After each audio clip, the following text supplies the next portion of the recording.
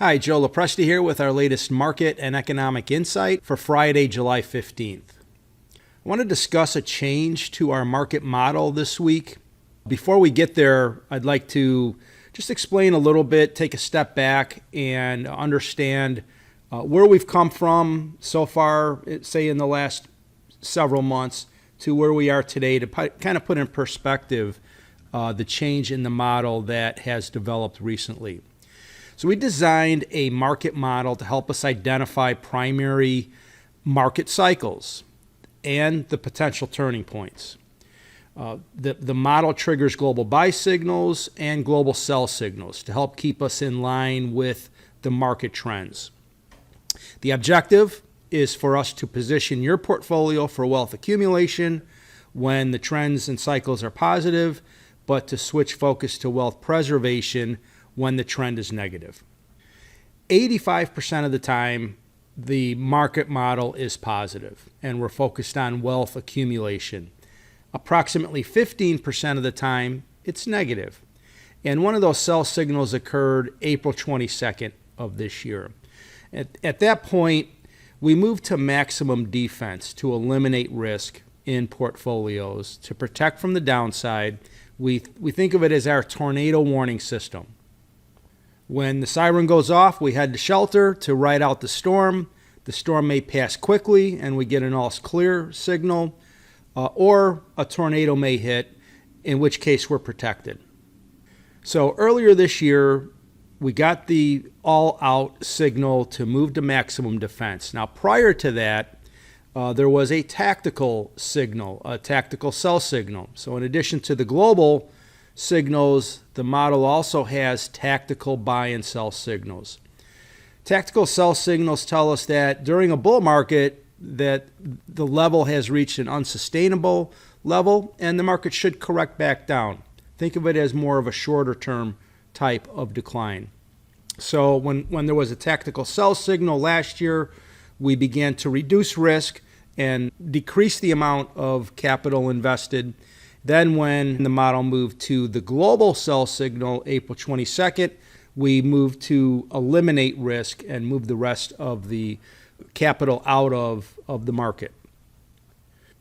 Well, now the model has triggered a tactical buy signal, indicating that this decline that we've seen may be at an unsustainable level.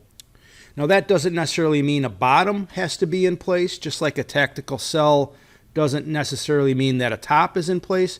It just means the market's reached a level that's unsustainable, and eventually we should see some reversion back to the norm. So when tactical buy signals happen during bear markets, we look at it as we no longer need to maintain maximum defense. We would expect in the months ahead that there would be some rebound in stock prices. That rebound can be just short-term in nature, only for the market to eventually head lower if we're into a longer-term bear cycle. Or this type of signal could have longer-term consequences if the economy is able to avoid moving into recession. We're going to talk about our economic model because a lot of whether this is a short-term or longer-term type of signal will depend on what happens with the economy overall. So let's take a look at our proactive asset allocation dashboard. And you can see the change is right here with the tactical signal now being a buy, and that occurred yesterday. That doesn't change the market cycle, the global sell signal April 22nd. All the core indicators continue to be negative. These indicators are not going to start pointing up unless this tactical buy signal leads to a longer term opportunity in the market. We're not expecting that just yet, but what we do expect is more of a tactical short-term opportunity is potentially developing. So let's turn to one of our key indicators, and that's the percent of stocks that have a rising 210-day average price.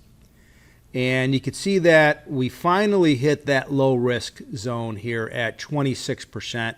Latest numbers just slightly below that.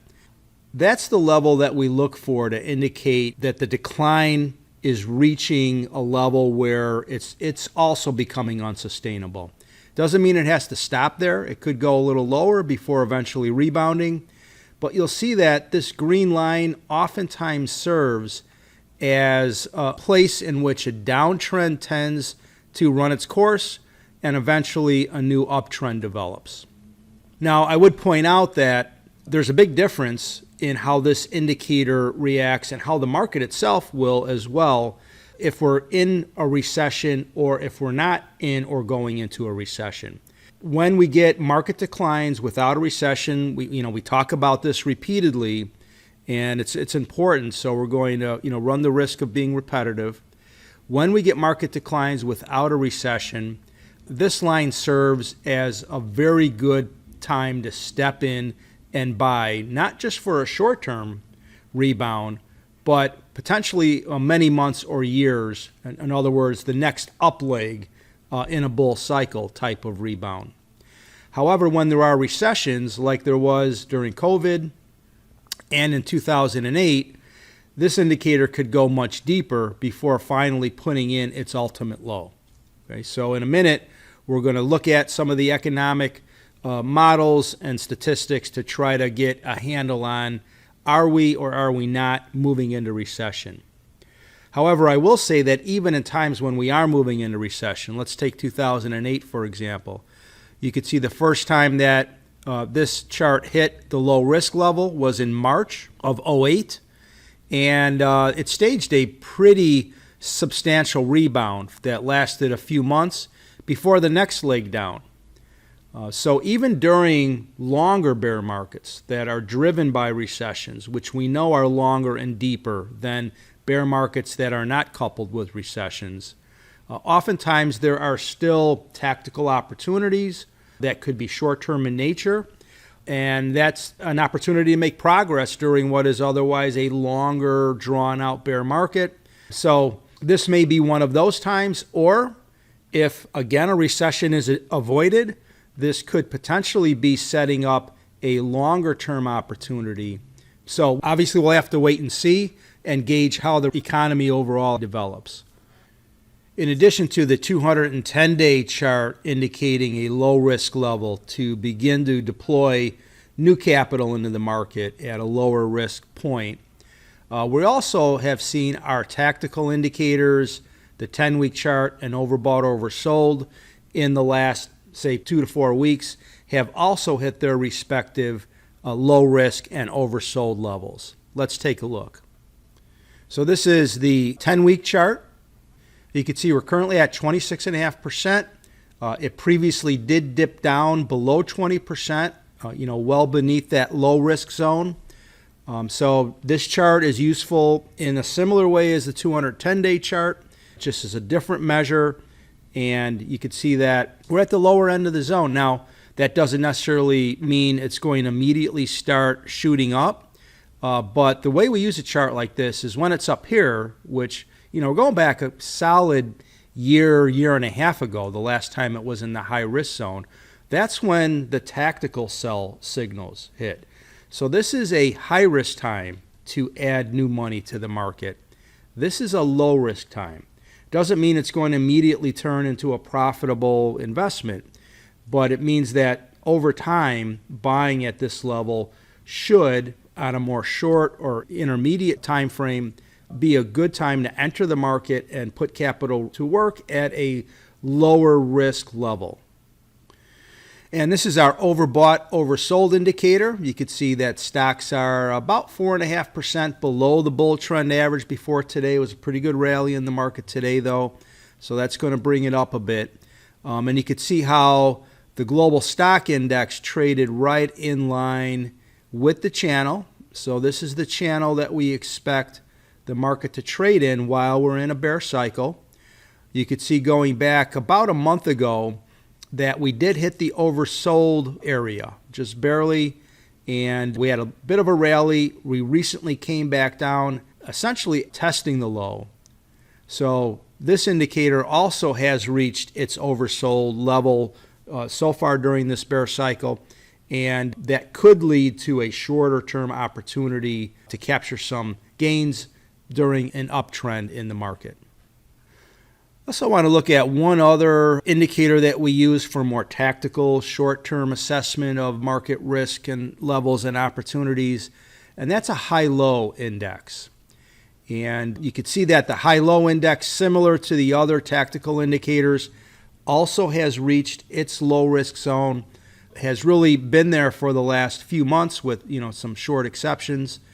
So once again, similar story here. Opportunity to buy at a low risk level. However, when we're up here in the high risk zone, which we were at the very start of this year when the market itself put in the high, and we also were back here in early 2021 when the model triggered a tactical sell signal, it was at its highest level ever, the high-low index, way up into the 90+% range. Today we're down into the teens. So that tells us that risk is lower from a short-term perspective, and it's better to add money and buy down here and expect a better outcome than it is when we're up here where there's room for the market and stocks to fall. So as you could see, pretty much all of our tactical indicators have reached a low risk zone in the last month or so. The important one is that 210-day indicator now also reaching that level and more or less confirming that we've hit a low risk level for the market overall. The specific type of signal that occurred today, we call a selling climax signal. And it starts with that 210-day chart hitting 26% or lower, which it did. And that tells us that the market has reached a level that is unsustainable on the downside. Again, doesn't mean we're going to get an immediate turnaround or that it can't go lower for a while before ultimately hitting a bottom. That's always possible. However, it does tell us that it no longer makes sense to be in maximum defensive position. And it makes sense to start to work our way back into the market to some extent. The extent of how much we would want to invest depends on 12 sub-indicators that we also look at individually to see if they are, in their own way, also indicating a selling panic or selling climax has occurred. So the trigger starts with the 210-day indicator hitting that 26% level. Once that happens, we then look at the 12 other indicators to see how many of those are confirming. And those other indicators span different types of ways of measuring the market and risk and panic and selling and fear, type of thing in the market. So we'll use things like how far the market is below certain moving averages. For example, we'll use option put to call ratios where, investors tend to buy a lot of puts when panic is setting in. We'll use surveys of investors that indicate if they're bullish or bearish. You use those in a counterintuitive way in the sense that more investors become bearish when there's a good time to buy, right? So there's a number of different ways that we could look at the market. We'll look at high yield bond spreads. They tend to increase substantially, and that indicates that investors are panicking. So today we have 6 of the 12 sub-indicators also confirming that there's a panic that has set in their own way or recently has set in. In normal conditions, that would mean we'd want to invest 50% of the capital back into the market and then watch these other 6 sub-indicators over the course of the next month or two to see if they also confirm and continue to increase the percentage invested if some additional indicators confirm that we've reached a selling climax type of condition. Now, the other variable that we're watching is the economy and the recession models that we developed and others that are reliable. And we're concerned about the economy. Our model is not indicating recession. Let's take a look there.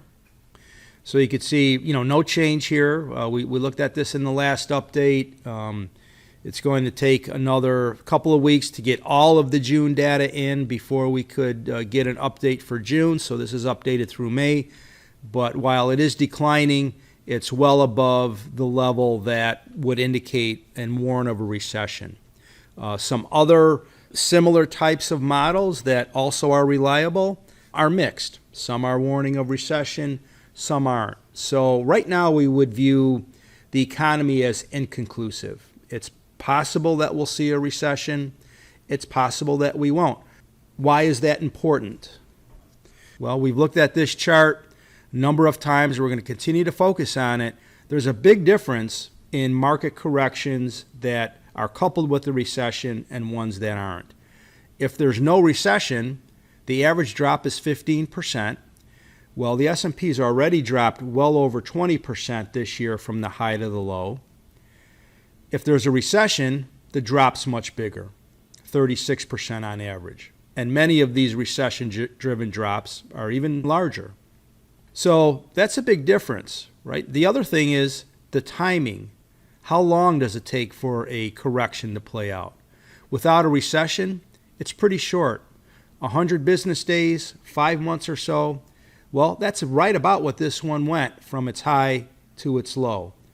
Peak in early January, bottom in mid-June, so far at least, and that is right about that 5-6 month period. But if there's a recession, well, we have to extend this correction potentially out into next year before there's a typical bottom recession-driven decline. So if we don't have a recession, it's very possible that we've either already hit a bottom for this move down or that one will develop over the next couple of months. Now, with our economic modeling in flux at this time, it's hard to say. So we're going to approach this tactical buy signal as an opportunity of some duration. We don't know at this time if it's a longer-term opportunity or just a short-term one, but we do believe that it no longer pays to remain in maximum defense. We're not, talking about getting fully invested by any stretch of the imagination, but to start taking some of the cash that we've moved to the sidelines to help avoid capital loss during this bear market and begin to pick spots to move it back into the market. With the selling climax signal and half of the sub-indicators giving us the confirmation, we normally would move 50% in. We're probably going to do something more like 25%, just considering the state of the economic model being in limbo at this time. Let's talk about 2022 being a midterm election year. We've looked at these statistics in the past. Important, I think, to bring them up again. Midterm election years do have strong tendencies. They have tendency to experience bigger than normal corrections. Those corrections tend to conclude sometime in the middle part of the year, but then there tends to be an equally strong, sometimes even stronger, recovery following the correction. So this is a chart that shows the average 2-quarter market performance by presidential cycle from worst to best. The worst 2-quarter performance is year 2, quarter 3. That's this quarter that we're in right now. That tells us that the market historically is very weak in the second quarter, which we just finished June 30th, and into the third quarter, which we're now a couple of weeks into. However, immediately following that time is the best 2-quarter performance, and that concludes year 3, quarter 1. That would be the first quarter of next year. So the fourth quarter of this year and the first quarter of next year, according to the presidential cycle, is the best 2-quarter period. If the current 2022 midterm year follows suit, we would expect a bottom in the market could be developing now or will shortly over the next 2 or 3 months. That could then lead to a very strong recovery into the end of the year and 2023. It's hard to talk about market direction without bringing in the Fed, because we know that Fed policy plays a significant role in market trends and cycle. It's no coincidence that the market really started to peak and roll over in the latter part of last year when the Fed started to talk about raising interest rates in the future and their plans to eventually stop supporting the economy. Once they did start raising interest rates and started draining money from the system, the downtrend really started to pick up steam. Right now, the expectations are that they'll continue to raise interest rates pretty aggressively this year. It was just a month or two ago that they weren't talking about aggressive interest rate increases, and now they're doing it. So it really tells me the Fed has become more short-term in their thinking. What could be the surprise? What could cause the market to turn around? What could take the lid off of the pressure that we've seen on the market this year? And one speculation could be that the Fed reverses course. And if inflation numbers do start to come down, I know it's hard to understand that they will. We just got inflation numbers this week. They were higher than expected. But what we are seeing are commodity prices have dropped, and in some cases substantially in just the last month or so. And for the most part across the board, whether it's in the energy, oil, gasoline, whether it's in agriculture and food prices, whether it's in industrial metals like copper really dropping substantially, that could be an indication that inflation is going to stop moving up and level off and maybe start coming down. And that could give the Fed room to stop raising interest rates. If that happens, it's almost certain that the market would turn around strong and stage a significant rally. So in summary, market model continues to tell us we're in a bear market. However, we're seeing a tactical opportunity developing that we're at a much lower risk point than we were earlier in this bear cycle. A lot of the risk has been shaken out of the market. Almost all of our tactical indicators individually have hit their low risk zones or oversold areas. And while that doesn't mean we'll see an immediate turnaround, this should represent some type of buying opportunity. And we're going to start easing some capital back into the market over the course of the next few weeks.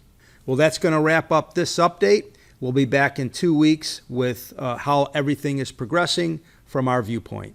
Thanks for watching.